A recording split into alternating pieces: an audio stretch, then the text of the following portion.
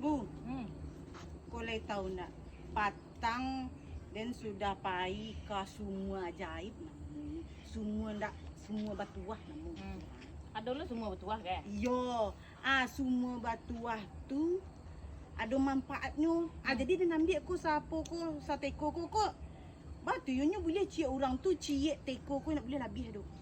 Oh sakit kau sih boleh bawanya. Yo, sakit teko boleh nak boleh banyak-banyak ni ko berharga gitu. Nak boleh banyak-banyak tu. Caranya tu nak bu. Awak siram sekali sehari ke muka awak ko. Biar tak capai hajat awak. Ibu misalnya kepengen main kayu. Kepengen motor Fortuner. What? Bisa nak balik rumah. Wow. Dia niko sekali sehari ke muka awak barasen tiok pagi. Udah itu dah cara. Yo, balik ko nyo dek dia dek payah mendapat nak. Untuk ibu dia ge 1 juta sapo ko. 1 juta kadang 1 banyak kuah. juta sakadang ko lah banyak ko. Biasa orang sagale tu 2 juta ko dan jual 1 jutanya. Jutanya.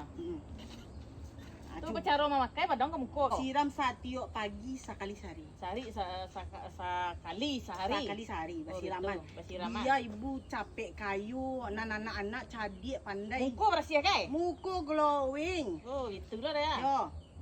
Cuba lah dah. Ya, kali cuba lah. Ya cubalah siraman ke muka ibu teh. Bakok kade, ni ibu siraman. Dicuba kambu lu, bisu beko. Baru dia balik lu ko. Jangan kasih juta, 10 juta dia balik.